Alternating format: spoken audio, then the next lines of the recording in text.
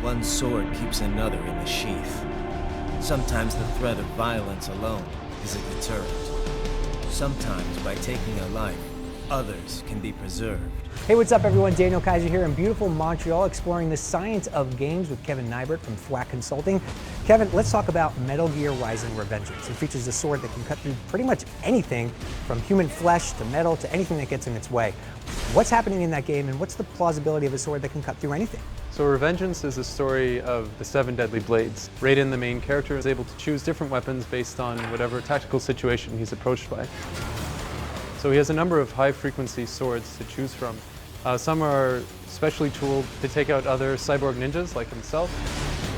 One of the blades that you can unlock throughout the game is called the Mazamure sword. And this is an homage to Mazamure, who was one of the finest swordsmiths in feudal Japan. His blades were legend to be the sharpest blades. In Revengeance, it's described as a blade with a very high currency electrical current going through it.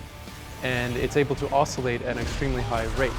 So if you're to think of a hyper-powered turkey carver, you sort of get the idea. It's a blade reciprocating back and forth extremely quickly, and this generates a lot of heat.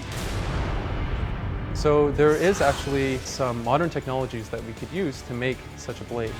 Not only would you want the blade to move back and forth very quickly to cut through, but it would have to be really, really sharp. And there's an idea in science fiction of a monomolecular blade. That is to say, a blade with a tip that's 1 atom in diameter. The problem with extremely sharp blades is that they become dull very quickly.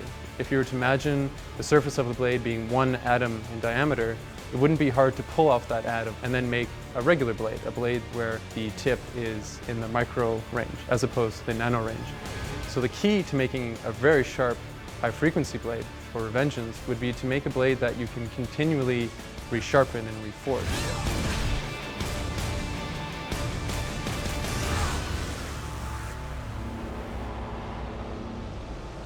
So it's actually accidentally the first carbon nanotubes were synthesized using a technique called arc discharge, where you have 2 graphite electrodes in close proximity to each other and you pass a huge current through them.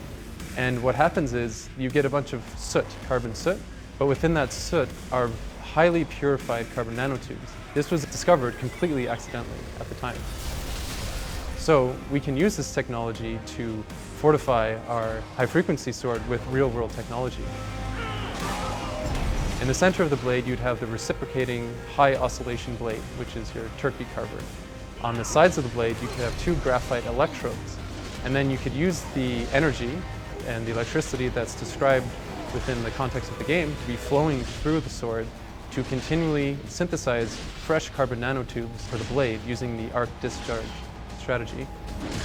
So essentially what you would have is a blade with a very, very sharp point that is able to continuously reforge itself as you carve your way through your enemies. So obviously we're playing a game like Metal Gear Rising: Revengeance, and it seems like the stuff of fiction, but you're saying that it's plausible to think that something like this could actually be built. It is a possibility. One of the major problems would be a portable battery source. You'd have to be tethered to an extremely powerful power source. Arc discharge uses hundreds of amps of energy, so it would be extremely difficult to keep within the pommel of a sword. The theory is there, the actual application or the practicality of making that sword is still science fiction, but there is a grounded scientific basis for such a blade. And possibly as the power source itself becomes smaller over time, then we might be able to see the fruition of all of this to actually culminate in a sword straight from Metal Gear, correct? Exactly. Excellent. All right, well, we appreciate your time very much. You're pretty sharp yourself. Thanks for informing us here on the Science of Games. For more, you can head online to GameTrailers.com.